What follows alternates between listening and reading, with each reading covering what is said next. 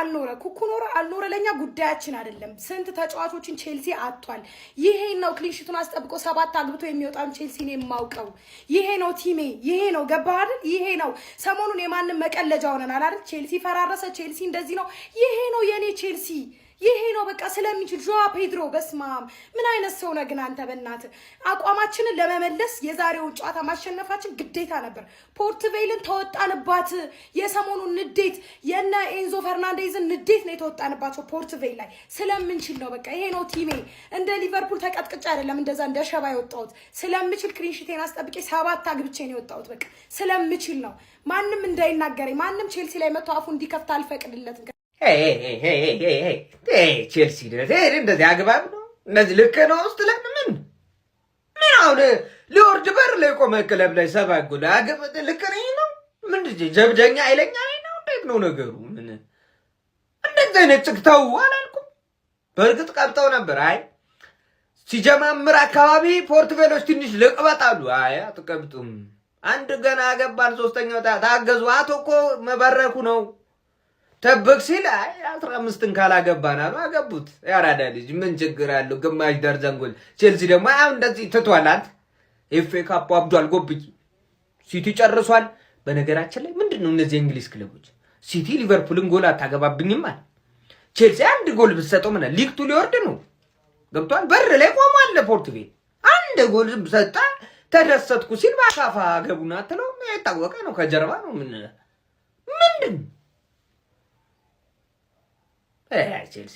ቼልሲ ምንድነው የፈለጋችሁት ምን አይነት ሂስትሪ ምን አይነት ታሪክ ለማስተዋወስ ፈልጋችሁ ነው እዚህ ጋር 7-0 ምናምን የሆነ ከዚህ ቀደ ትዝ የሚለኛል ግን ለለው ነበር ትንቻዋለ ለማንኛው 7-0 ቼልሲ ፓርት ቫሌን እንግዲህ ማሸነፍ ችሏል አሬ ይመቻችሁ ሁሉም ተጫዋቾች በሚባል ደረጃ አጥቂዎቹ አግብተዋል ማለት ይቻላል ይመቻችሁ ኮንግራቹሌሽን እንዴ ነው አይ ቼልሲ ይመቸው ቆይ ብቻ ግን እቺን ቁጥር ሲያዩ ቁስላቸው ያልደረቀላቸው አንዳንድ ክለቦች አሉና ያው እነሱ ይሳቀቃሉ ለማለት ነው ለማስተዋወስ ያክል ይመቻቸው ምን ነው ወንድም ጥላይ ምን ነው ቼልላይ አገር ሰላም አንዴ አገር አማና እንዴ ምን ተወረረች እንዴ ኢትዮጵያ ሳንሰማ ቶሲን አተራቢ ዮዮ ያገባ ቶሲን አተራቢ ዮዮ እውነት ነው ለምን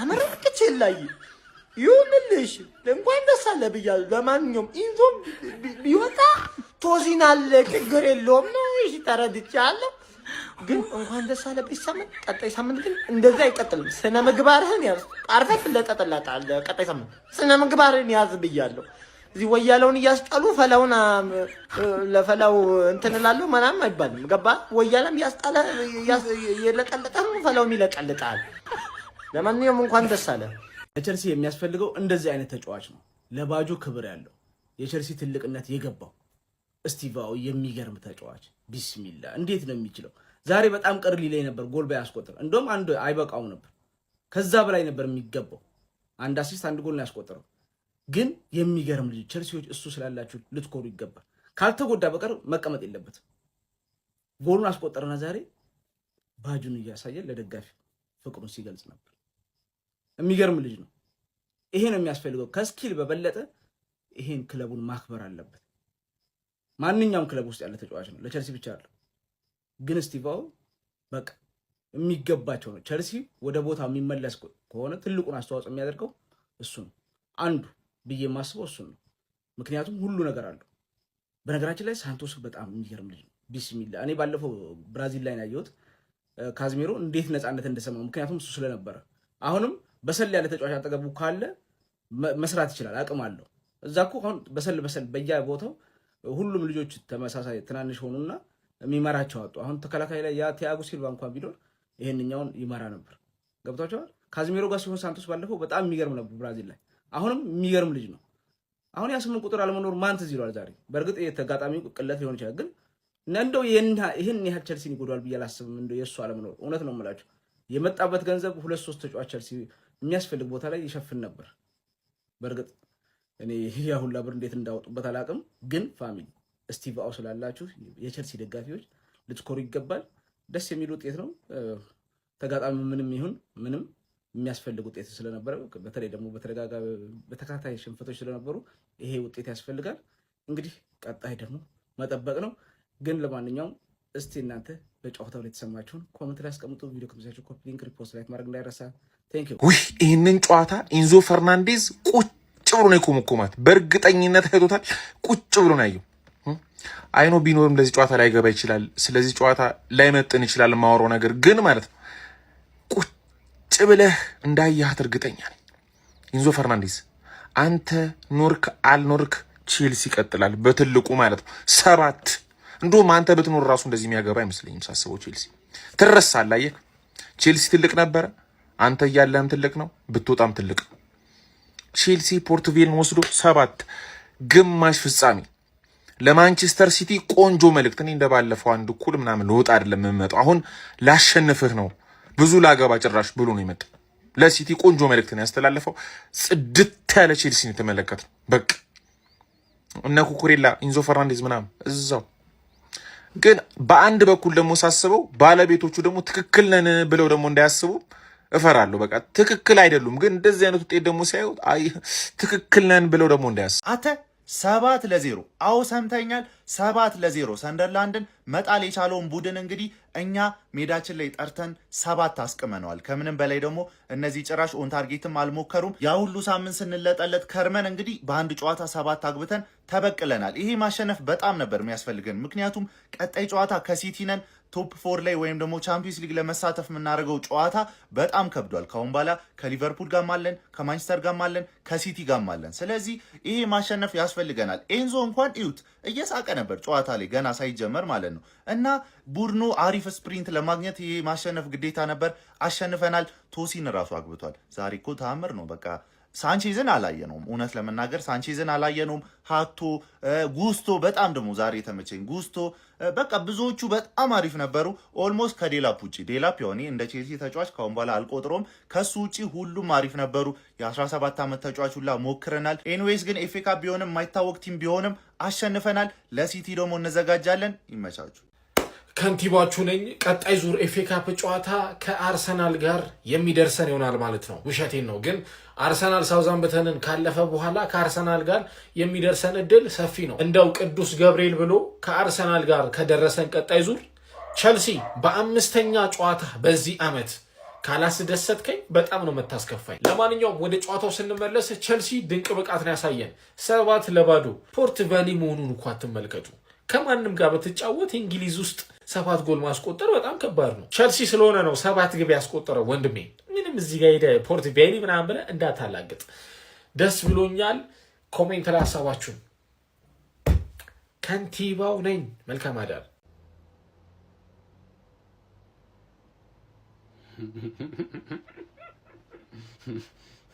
ወንድም ጥላ ሰላም ነው ወይ? ቼላው አማን አማን።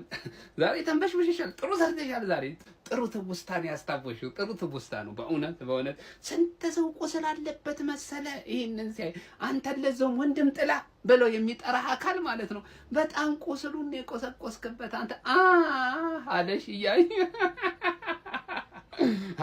ለማንኛውም ጀሞ ኦፊሻሊ ስማቸውን ከማላውቀው ቡድን ጋር ቼላው ተጩቶ 7-0 አሸንፏል። አንዴ ለቼላው ኤንዞን እንኳንም ቀጣሹ በዚህ ጨዋታ ኤንዞን ቀጣሹ በዚህ ጨዋታ። የምር ነው የምልህ። እኔ ያ የኮምፒውተር ሳይንስ የሆነው መምህር እንኳን ቀጣው። ቀጣይ ግን አስገባው ከሲቲ ጋር አንተ አድብ። ቀጣይ አስገባው። አሁን እንኳን ቀጣው። ለማንኛውም ጀማው የኤፍ ኤ ካፕ እንግዲህ የጥሎ ማለፍ ዙር ወደ 4 ውስጥ የተቀላቀሉ ቼልሲ እና ሲቲ አረጋግጠዋል። ነገ ደግሞ እንደ ቀሪ ጨዋታ ይደረጋል። ማታ ደግሞ እኛ አለን እነሱ እንቀላቀልና ዘንድሮ ፈሰፈስ 2 የለንደን ክለቦች ማለት ነው 4 ውስጥ ገብተን ማለት ነው ይለይልናል። ያው ለንደን ላይ ነኝ ያለሁት ኦፊሻሊ ለመናገር ግን እንኳን ደስ አላችሁ። ኮንግራ ቼልሲዎች ስላሸነፋችሁ። ግን የቀሰቀሳችሁት ቁስል ቀላል አይደለም። አድቡ። ቸልሲ ፖርት ቬልን 7-0 ማለት ኤቨርተን ባጠፋው፣ ፒኤስጂ ባጠፋው፣ ኒውካስል ባጠፋው ፖርት ቬል ተገረፈ ነው የምልህ። 7 ማለት ይመችሽ። የሚገርም ኮንፊደንስ ቢልድ የምታደርጊበት ጨዋታ ማለት ሲቲ ስላለብሽ አቤት ለኔ ስትጮች እኮ ማለት ነው ከቶፕ 4 ለምትጮች የበለጠ ነው የምታስደስሽኝ ዘንድሮ ማለት ዘንድሮ ለኔ ተጫውተሽ አስከፍተሽኝ እንደማታውቂ ታውቂያለሽ። አታስከፊኝም። ፕሌየር ሬቲንግ በሰላማዊ መንገድ ይሰራ የምትሉ የባለፈው ስትሸነፉ ነበር። ኤቨርተን አሁን ስታሸንፉ ይራመድ የምትሉ ኮሜንት ላይ ታጫውቱልኛላችሁ ማለት ሃንግማን እንኳን ደስ አለሽ። ሰሞኑ በቃ ደስታ ያስፈልግሽ ነበር አባቴ። እኔ ምቀኛ አይደለሁ ገባሽ? ሁሌ ስቃይ ቪዲዮ ራሱ ይደብራል። ቪዲዮ ራሱ ገባ የወደቀ ሰው መደብደብ ምን እኔ ጄሱስ ነኝ እንዴ? የወደቀ ሰውን 3-0 የተቀጠቀጠን 4ኛ ምና አያስፈልግም። እንኳን ደስ አለሽ። ፕሌየር ሬቲንግስ coming right up። በመጨረሻም የዌምብሌ ቲኬት ተቆርጧል። ያው እንግዲህ ቀጣይ ማን እንደሚገጥመን ባላቅም ማለት ነው። ፖርትቬል ግን በጥሩ ሰዓት አልመጣሽም። የብሬ ነው ብለ በቃ ከኤንዞ ውጪ እንደምንችል ማሳየት አለብን ብለው ነው የገቡት። ዛሬ እንደዛ ነው የገቡት። ሜሰን ማውንት ሃትሪክ የሰራበት ጨዋታ 2021 ላይ ያኔ ነው ለመጨረሻ ጊዜ 7 ጎል ያስቆጠር ነው ኖርዊች ሲቲ ላይ አይ ቲንክ ኦክቶበር ወር ላይ እና ከዛ በኋላ ዛሬ 7 አስቆጠረ። ሊያም ሩዚኒየር እንዴት መጫወት ያውቃል ከማጋ ከእንደዚህ አይነት ትራዲሽ ቲሞች ጋር። አሁን ቀጣይ ማን ሲቲን እንደዚህ ታረግልኛለህ ወይ ነው ጥያቄው። ታረጋለህ ቶዮንስ አይመስልኝም ገባ 7 ምንድነው 7 ሙሉ ምንድነው ረበለው። በነገራችን ላይ ማለት ነው አሁን ካለባቸው ጫና ትንሽ እንትን ይላሉ። ዊኒንግ ሜንታሊቲ ላይ ሆነው የሚጫወቱ ይመስለኛል። ለሲቲ ጨዋታ ዛቻ የሚመስል ጨዋታ ነው ያየነው። በጣም የሚገርም ጨዋታ ነበር። እስቲ እናንተ አስተያየታችሁን ስጡበት። እኔ ያው አሸነፍን ብዬ ብዙ ማውራት አልፈልግም። እንደዚህ አይነት ቲም ማሸነፍ ምንም እንትን የለውም፣ ግን ለዓለምም መልእክት ያስተላለፉበት ጨዋታ ይመስለኛል። ምክንያቱም ያለ ኤንዞ ፈርናንዴዝም እኛ ጎል ማግባት እንደምንችል በደንብ ማሳየት ችለዋል እነዚህ ልጆች እና በጣም አሪፍ ነበር። ኢስቴቫኦ ብቻ አይጎዳ፣ ማንም ሰው አይንካው እሱን። እሺ በእናታችሁ በቃ ዱአ እናርግለት ሁላችንም እንጂ ኢስቴቫኦ ካልተጎዳ እኛ በጣም አሪፍ ነው የምንሆነው። በጣም አሪፍ ጨዋታ አይተናል። የምሬ እኔ አሁን የገረመኝ ቶሲን ማገባቱ ነው። እኔ ለምንድን ያገባው? እሺ አሁን ቶሲን አገባ ማለት ሊያም ሮሲነር ቶሲንን ያስገባዋል። በቃ ተስፋ ቆርጦ አሁን ምን ቶሲንን ሲቲ ጨዋታ ላይ እንዳያስገባው ብቻ እሱ ነው የሚያስፈራው። ሌላው ግን በጣም አሪፍ ጨዋታ ነበር። የምሬ ነው የምነግራችሁ፣ በጣም ቆንጆ ነው። እኔ ስለ ጨዋታው ይሄንን ብዬ መናገር አልፈልግም፣ ምክንያቱም የገጠምነው ቲም የወረደ ቲም ነው። ስለዚህ እኔ ብዙ ማውራት አልፈልግም። በእርግጥ የወረደ ቲምም ቢሆን 7 ማግባታችን ለእኛ ጥሩ ነገር ነው። እስቲ እንዴት አያችሁት ጨዋታውን? ኮሜንት ሴክሽኑ እናንተ ነው። ፕላስ ምልክቱን እየተጫናችሁ ቤተሰቡን አደር። ቼልሲ ኤንዞ ፈርናንዴዝን ለ2 ጌም ቀጥቶታል። ያው በሰጠው ኮሜንት ምናምን ነገር ማለት ነውና እንደዚህ ማለት አይችልም። ጀግና በቃ እኔ በጣም ነው የተመቸኝ ማለት ነው። ቼልሲ ሲጀመር የሚመቸኝ በጣም ቆራጥ ቲም ነው። በዚህ ድርድር ቀልድ አያውቁም። እሱ ነገራቸው በጣም ይመቸኛል። እንግዲህ ይሄ ነገር ያው ዞሮ ዞሮ ወደ ሮድሪ መምጣቱ አይቀርምና የሮድሪ ጉዳይ ያው አላለም ውሸት ነው ምናምን በጣም የሚሉ ብዙ ሰዎች አሉ። ግን ውሸት አይደለም። ባይዜ ውሸት ሳይሆን በጣም ከረጅም ኢንተርቪውስ ተቆራርጦ ያላቸው ነገር አውቆ ተገጣጥሞ ነው የመጣው ነው እንጂ ውሸት አይደለም። እኔ ያው እስካሁን ብዙ የተለወጠ ነገር የለም ከባለፈው ካልኩት ነገር ማለት ነው። አሁን ኮንትራት ቀርቦለታል። እንግዲህ እኔ አንድ በጣም የሚያናደኝ ነገር ሲቲን እንዳማራጭ የሚያይ ተጫዋች አይመቸኝም። በቃ ከዚህ በፊት የነበሩ ሌጀንዶቻችን ስንት ነገር የቀረበላቸው በተአምር ሲቲን ለአማራጭ አቅርቦት አያውቁም። ስፔሻሊ ፕራይማቸውን ሳይጨርሱ አይሄዱም። እኔ አንድ ሰው የክለብን ሌጀንድ ነው በጣም ልቤም ሞልቼ ማወራለት የሚሆነው ክለቤን ሁሌ የሚያስቀድምና ፕራይሙን እኔ ጋር ከጨረሰ ነው። ፕራይሙን ሳይጨርስ ከሄደ በጣም ቅርቅር ይለኛል ማለት ነው። እና አሁን ስተርሊንግ በጣም የሚገርም የሲቲ ሌጀንድ ነው፣ ግን ቅርቅር ፕራይሙን ሳይጨርስ ለቆ ስለሄደ ማለት ነው። ለማንኛውም ያው የኤንዞ እንደዛ ተከቷል። ለኛ አንድ ጥቅሙ ያው ከሲቲ ጋር ያለብን ጌም ከቼልሲ ጋር ከኛ ጋር ያለባቸው ጌምም አይጫወት። ጋይስ ይሄ ዊሊያም ኢስቴቫኦ የተባለ ብራዚላዊ የፊት መስመር ተጫዋች ራሱ እንዴት አባቱ ነው የሚችለው?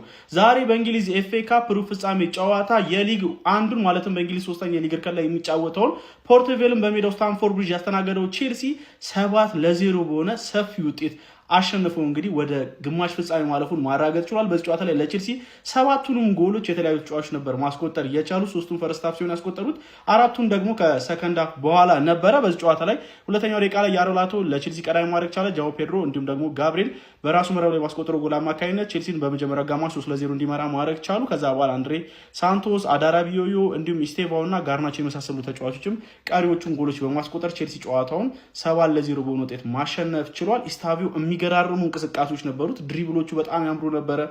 ጥረቱ በጣም ግሩም ነበር። ሊንክ አፕ ፕሌዮቹ በጣም አስገራሚ ነበሩ ማለት ይቻላል። ጎል ማስቆጠሩም በጣም ነበር ደስ ያለኝ፣ ምክንያቱም ብዙ ሲለፋ ነበር። 2 ኳሶች ነው የግቡ ቋሚ መልሰውበት የነበረው ማለት ነው። የጋርናቾ ኳስ ተነካክቶ ሲመጣ ነበር ማስቆጠር የቻለው።